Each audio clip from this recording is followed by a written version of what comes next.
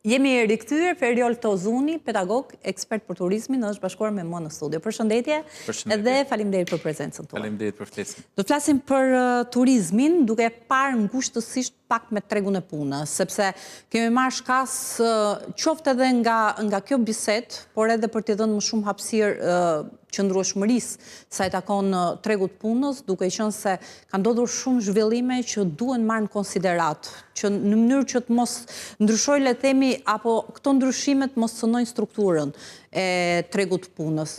Por ka qenë e pamundur, sepse janë sfida të cilat nuk mund të kalohen lehtë dhe pa e prekur në këtë rast edhe tregun. Tani ka qenë një konferencë që është zhvilluar disa ditë më parë ndërmjet Akademisë së Shqipërisë, pra Shkencave të Shqipërisë dhe Akademisë së Shkencave të Kosovës, mbi ndryshimet demografike dhe dinamikat e tregut punës në sektorin e turizmit. Si shihet kjo? Çfarë është sfidë për këtë sektor në raport me tregun e punës? Atëre, ashtu siç dhe ju e theksuat, duke marrë shkas edhe nga konferenca ku shumë profesionistë të fushave të ndryshme patën prezantimet e tyre dhe kërkimet e tyre shkencore, rezultoi ajo çka në një farë mënyrë edhe e prisnim, pra si rezultat i studimeve, që do të thotë çfarë, ne të gjithë po jetojmë në këtë periudhë ku të gjithë njohim si përmarrës të ndryshëm, të cilët ankohen për krahun e punës. Dhe kjo ankesë, ndryshe nga ndoshta një dekadë më përpara, nuk është më që nuk gjejnë krah pune të përgatitur. Ankesat tani më janë që nuk gjejnë krah pune fare. Nuk gjejnë fare. Pra, ka ikur dhe kërkesa nga sipërmarrësit që thonë kemi një grup të mirë për të zgjedhur, pa hajde të gjejmë ata që janë brumi më i mirë, ata që janë më të përgatitur, ata që kanë studimet për kace, apo ata që kanë eksperiencën për kace. Si vit, sidomos, po dhe vitet e kaluar, por më shumë që nga periudha e pandemisë edhe këte, kemi hasur në problematikën e madhe që nuk po gjejmë, pra nuk po formohet ky grupi nga mund të zgjedhësh. Pra ka rënë alternativa e zgjedhjes. Tani më duhet të marrësh çfarë ke mundësi dhe më pas ta përgatitesh vetë. Dhe kjo është një nga sfidat më të mëdha sot, të cilën edhe akademik edhe kërkues shkencor të ndryshëm kanë mbi 3 dekada që e përmendin, sepse ne nuk jemi të parët. Pra nuk është herë e parë që ndodh në një vend edhe habiten të gjithë. Kjo është një etapë në të cilën kanë kaluar shumë shtete të tjera, kryesisht shtetet e Europës lindore, dhe problematika jonë më e madhe është që ne, si shumë sektor të tjerë dhe industri të tjera, ne nuk mësojmë nga gabimet të tjerëve. Ne po përgatitemi vazhdimisht që të mësojmë nga gabimet tona. Tani, edhe këtë gjë, sepse ne jemi në vitin e 3, mos gaboj që kemi një boom turistik, që do thotë shifra mbi 10 milion të turistëve që kanë vizituar Shqipërinë.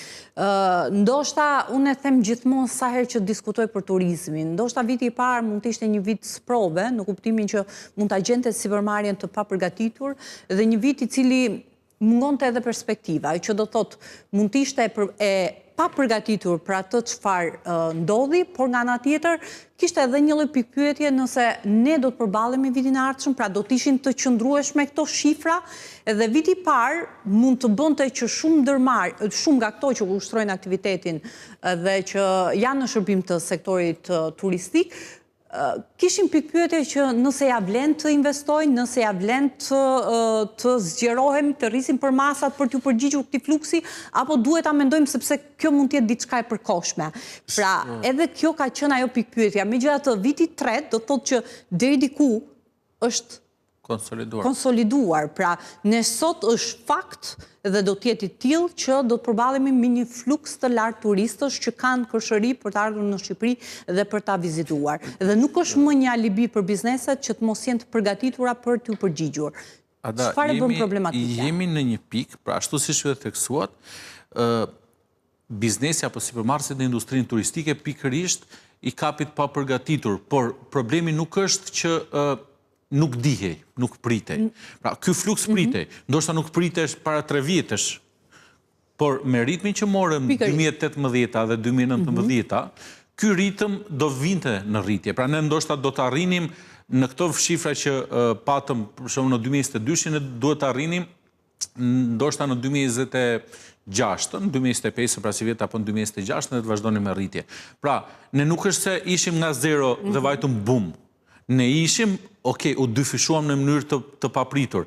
Dhe fakti që sipërmarrësit u gjendën të papërgatitur është edhe këtu një mungesë studimi tregu.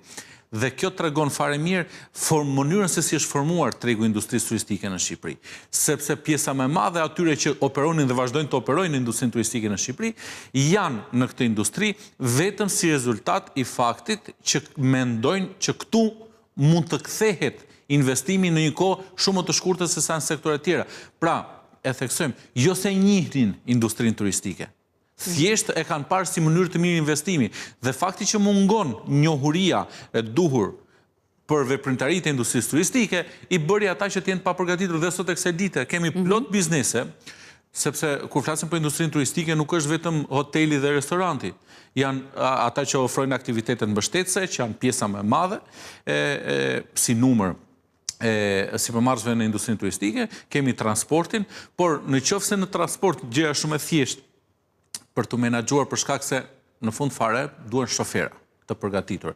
Dhe ne shofera kemi pasur gjithmonë dhe goxha të mirë, në aktivitetet e tjera duhen me përgatitje dhe me njohuri shumë më të mira se sa thjesht të ngasësh një autobus, dhe ajo nuk është një gjë fort e lehtë. Dhe në fund fare ju thoni që vitet e parë na kapi, unë kam një shpej na kapi me duar në xhepa.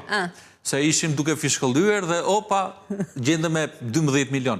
Dhe ne s'po bëjmë asnjë lloj lëvizje të duhur, thjesht po themi, po dalim dhe po themi që nuk ka staf. Po mirë, nuk ka staf. Çfarë po bën ti si sipërmarrës? Sepse, burimet njerëzore nuk është se janë më ato që kanë qenë siç e theksova pak më parë. Për shkak edhe të asaj që ka qenë thelbi i konferencës, pra ka ndryshuar struktura demografike, që do thotë pjesa më e madhe e të rinjve sot ose janë jashtë tregut punës, sepse nuk integrohen për shkak të 1001 arsyeve, që edhe të paktën kjo pjesa e le të themi që ajo çfarë kërkon tregu i punës sot nuk përputhet me ato çfarë pikërisht mos përputhshmëria është një problem edhe më i madh këtu pastaj. Po, edhe një pjesë ndodhen jashtë, një pjesë kanë emigruar, pra janë larguar nga Shqipëria, edhe ndërkohë që kemi ritme të rritjes të moshës së tretë, pra le të themi të jetëgjatësisë. Po, jetëgjatësia, dhe nga ana tjetër kemi rënje të lindshmërisë, pra të gjitha këto janë faktorë që ndikojnë, po në rastin e një sektori, siç është sektori i turizmit, dhe fakti që do duhej që sot mos diskutonin për mungesë fuqisë punëtore, pra duhet kishte një lloj angazhimi për të zgjidhur problemet se si mund të mbahet ajo fuqi punëtore, si mund të profilizohet, si mund të kualifikohet dhe si mund të mbështetet në mënyrë që të kthehen këto vende pune, mos jenë vende pune vetëm për periudhën e sezonit, por të jenë vende pune të qëndrueshme dhe me një kohë zgjatje të plotë, që do të thotë nga janari deri në dhjetor, sepse kjo është garancia për çdo kënd. Një nga pikat që ne u diskutua dhe në konferencë, por që edhe unë u bë kohë që diskutoj në studio të ndryshme, është pikërisht fakti që kemi krah pune, pra bëjmë punësime sezonale. Dhe sezonaliteti i burimeve njerëzore, përveç se dëmton në tërësinë e vet gjithë aktivitetin ekonomik të sektorit respektiv, dëmton edhe biznesin në mënyrë të drejtë për drejtë, gjë që këtë nuk arrim ta kuptojmë. Shpeshherë ata që e kuptojnë mundohen ta mbajnë krahun në forcën punëtore, pra burimet njerëzore ti mbajnë në një mënyrë apo në një tjetër, duke paguar apo duke i angazhuar në aktivitete, sepse mund të ketë një restorant në plazh të cilin e mbyll në dimër dhe ka dhe një restorant në qytet pastaj të cilin e ka gjatë gjithë vitit dhe i lëviz forcën punëtore sa në një pikë në një tjetër, duke e mbështetur dhe duke mbajtur gjatë gjithë kohës në thonjza nën presion forcën punëtore, pra duke e angazhuar. Por 90% e aktiviteteve që janë sezonal, nuk kanë se ku ta çojnë këtë forcë punëtore. Dhe këtu është ajo pikpyetja e madhe se a duhet, a mund, a bën mirë që institucionet shtetërore të ndërhyjnë këtu. Se në këtë rast, për shembull, kemi krahasimin shumë të bukur me Greqinë. Po, se themi gjithmonë, kemi stërthon, pra fakti nuk është të shpikim. Jo, rrota shpikurir. Po, dhe rëndësi ka të adaptojmë modele për t'i aplikuar. Qeveria në këtë pikë që është, unë e shoh pak të pamundur që të arritë të mbaj nën kontroll në një farë mënyre forcën punëtore që të mos i largohet nga një biznes në një tjetër, apo të ndihmoj biznesin si përmarrësin respektiv. E ka të pamundur? Në këtë pikë e ka të pamundur, sepse kjo kërkon një studim të mirëfillt tregu. Gjë që këto studimet të tregut në Shqipëri, çfarë janë bërë në 2-3 raste që janë bërë, jo për këtë rast, por për shumë gjëra të tjera, kanë qenë shumë subjektive, duke u bazuar strikt në nevojat e individëve respektiv. Pra, kjo klientelizmi, jo patjetër në kuptimin negativ atë të korrupsionit apo që jemi mësuar, po klientelizmi edhe subjektivizmi dëmton në këtë rast.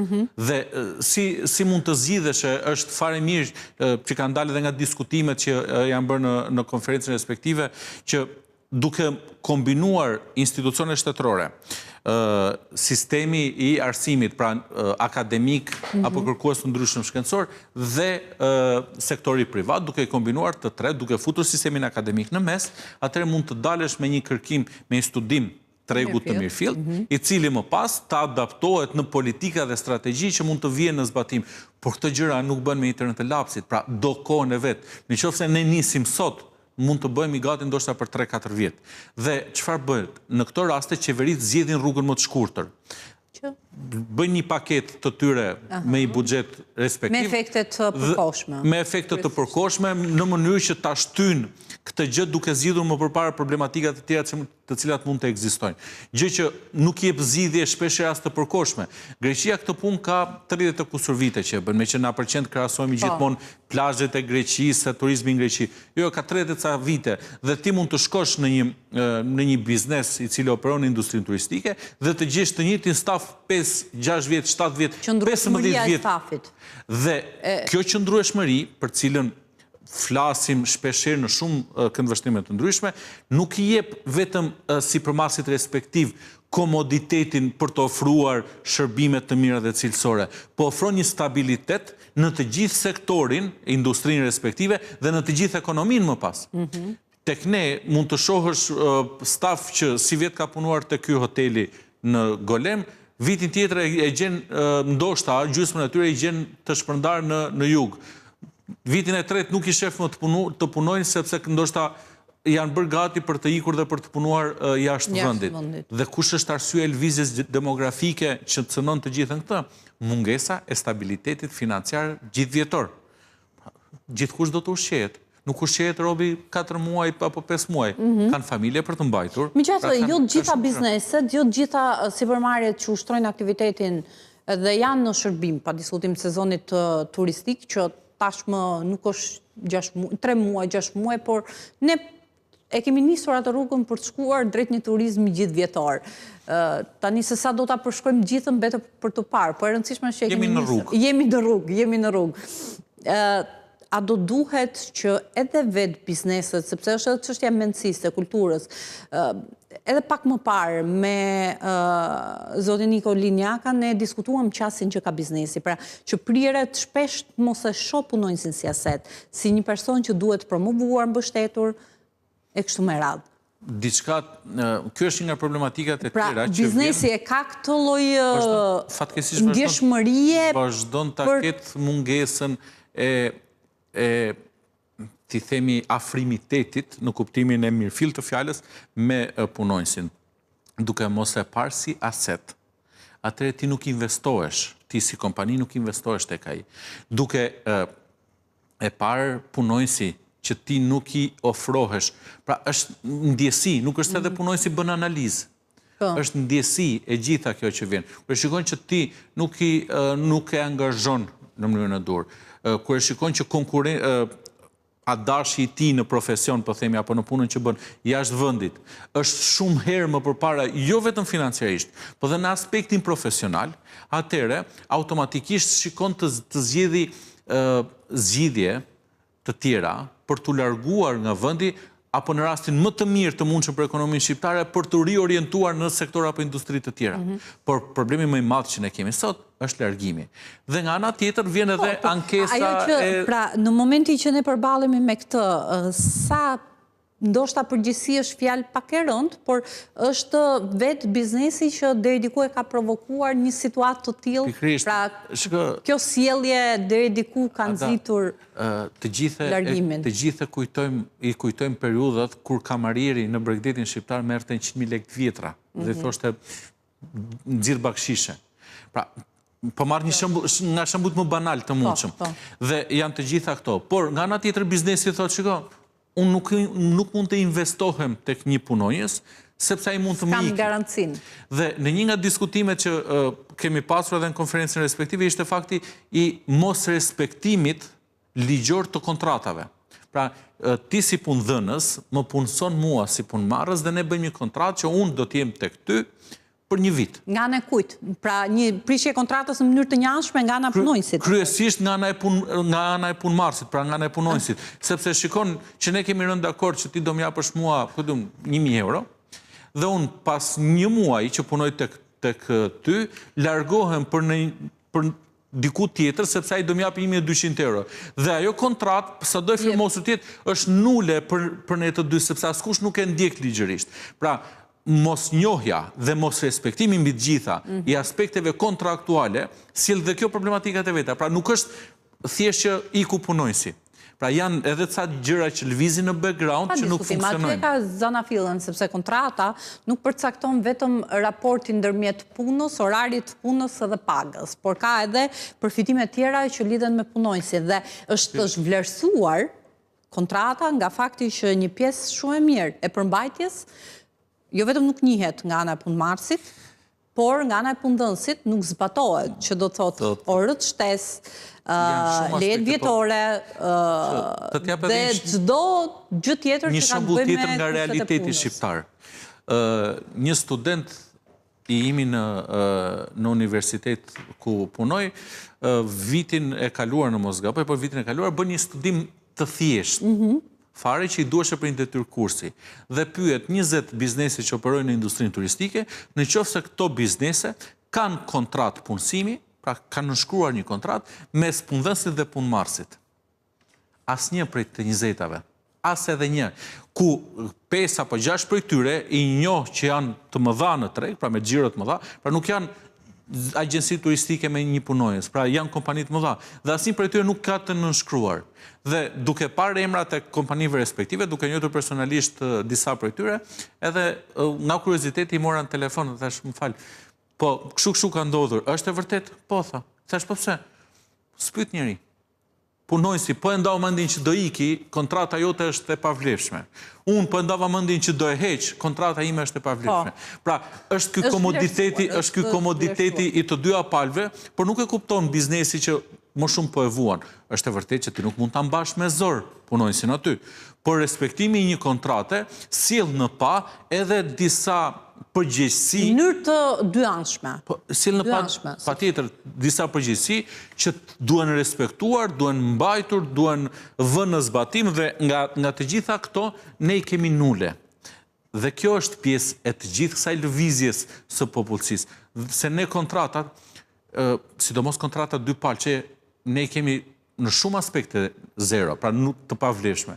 Po nuk qenë noteri në mes, dhe shpeshherë dhe kur është noteri në mes, ne i hedhim poshtë, po nuk qenë noteri në mes, ti nuk as guxon ti thuash dot. Pra, kjo problematika vjen edhe si mungesë e njohurive të përgjithshme ligjore mes palëve. Këtu duke përfshirë edhe biznesin, se nuk është se ata kanë biznese dhe janë në dieni të ligjeve dhe të rregullave ligjore në vendin tonë.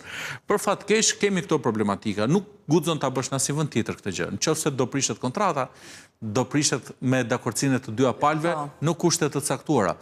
Këtu tek ne, një nga ankesat e tjera të operatorëve që operojnë në industrinë turistike, kryesisht tek agjencitë turistike, thonë janë ato të faktit që punojnësi ikën dhe hap agjencinë ngjitur. Ikën nga puna, e pagove ti, e trajnove ti, e licencove në të gjitha aspektet e mundshme. Dhe të delë dhe të bën konkurent. Dhe të ikën nga ty, dhe ta hap agjencinë ngjitur, ndërkohë që në një veprimtari të kësaj natyre, në çdo vend të botës, ti ke një periudhë tampon prej X vitesh, ku ti nëse ikën nga unë, nuk duhet të punosh më në këtë industri për një periudhë 3 apo edhe 5 vjeçare shpeshherë, në mënyrë të tillë që të gjithë informacionet konfidenciale të mos shfrytëzohen. Të mos shfrytëzohen dhe të gjitha kontratat, të gjitha çmimet që janë konfidenciale mes meje edhe furnitorëve apo partnerëve të mi, të mos vijen në zbatim apo të mos provokohet asnjë lloj dëmi ndaj kompanisë time. E hap të nesërmen, nuk e zgjat shumë, të nesërmen e ke ngjitur me ty, duke përdorur të gjitha burimet që ka marrë, informacionet që ka marrë nga ty, duke përdorur të gjithë informacionet, kontratat, bashkëpunëtorët e tu, dhe mbi të gjitha dhe të gjithë klientët e tu. Pra, kjo problematik vjen dhe Kush e garanton këtë buroj? Përveç se kontratës, respektimit kontraktual, asnjë gjë tjetër. Unë di që ka kontrata të tilla në sektor të caktuar që parashkruhet në mënyrë të tillë, pra që vendos kufizime për ushtrim të aktivitetit për periudha tampon, si quhet pra për periudha të caktuara. Sa këto zbatohen, sepse prandaj ne kemi frikën. Kush është mburoj, kush është garanci për zbatimin e tyre? Do duhet patjetër të drejtohen gjykatës. Po, gjykatën administrative, të paktën gjykatën për moskuart e civilja, por ne duke patur këtë imazhin që në gjykatë nuk shkohet, gjykata është gogol, edhe gjatë se natyre, ne i shmangemi. Mirë, imazhe që edhe nuk janë të krijuara nga hiçi, sepse edhe zvarritjet e çështjeve jam shumë dakord. Janë një tjetër problematik. Të paktën gjykata administrative, çfarë kam parë, operon shumë shpejt këto çështje zgjidh me 1 apo 2 seanca maksimumi.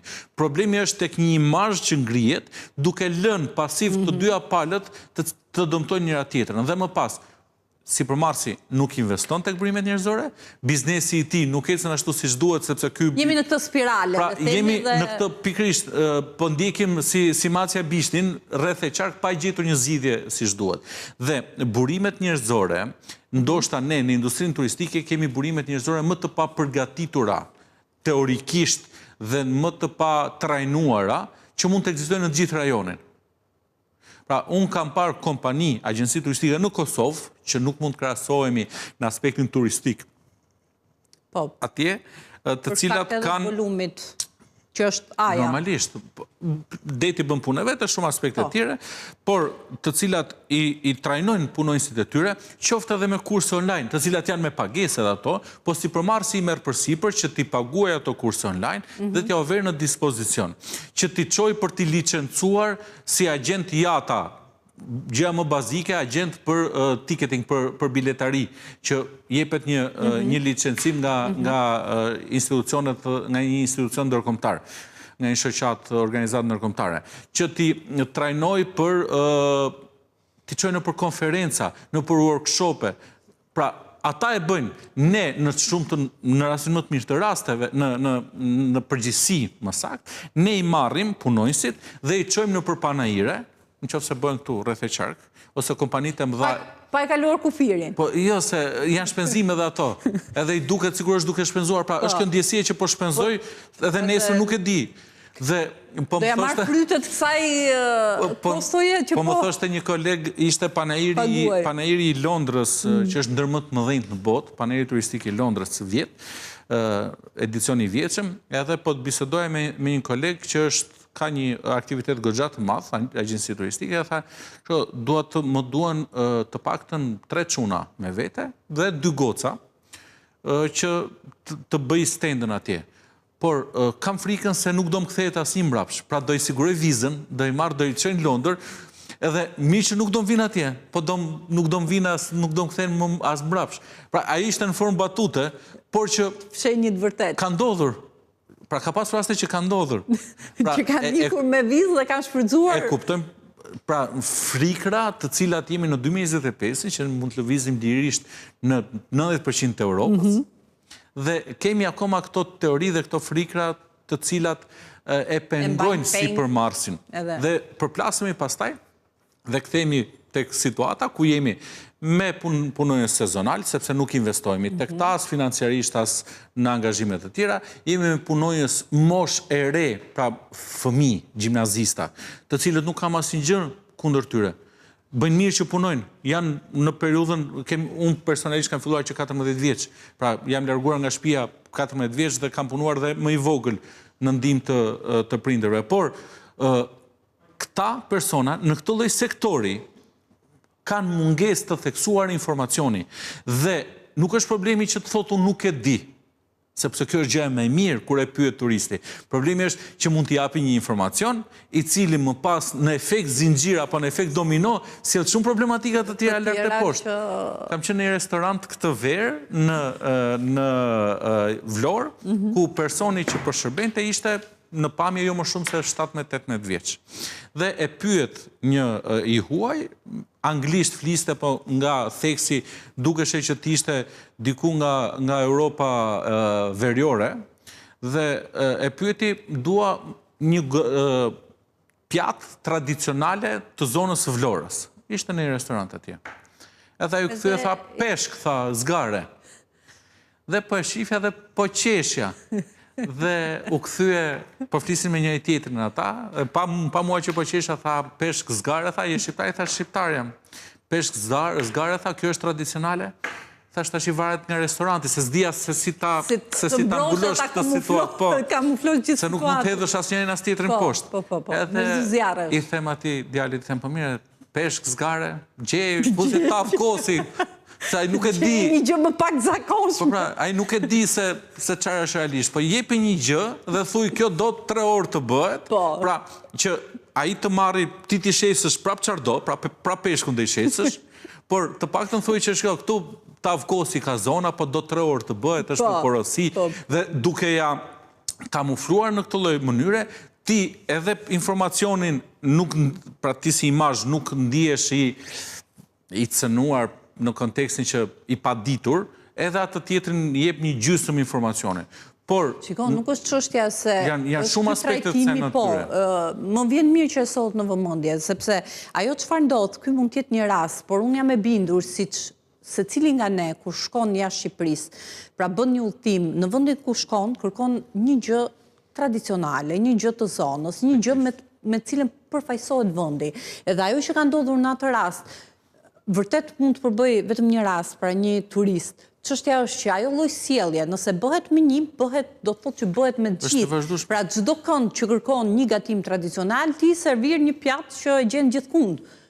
Pra, për gjatë Bregdetit, pra. Jo, mund ta gjesh këtë po thme që u kapot e tavë kosi. Mund ta gjesh tavën e kosit gjithandej. Po tani si në Elbasan se gjen dot. Pikërisht, pra janë disa gjëra. Tashi, me thënë të drejtën edhe mu, po të më pyesësh se kush është gatimi tradicional i Vlorës, unë nuk di të them një gjë specifike tradicionale. Shiko, kjo është edhe duke pasur informacione dobësit tona në këtë drejtim. Dhe moshën pra pjekurinë e duhur profesionale, ti mund të manovrosh pa e gënjur, pa e mashtruar, po duke manovruar pak. Turizmi bëhet nga njerëzit dhe bëhet me njerëzit. Pra, në pyll nuk shkon njeri.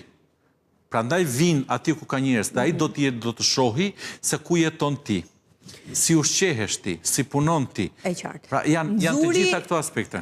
Nxuri kamarieri pas kësaj, apo?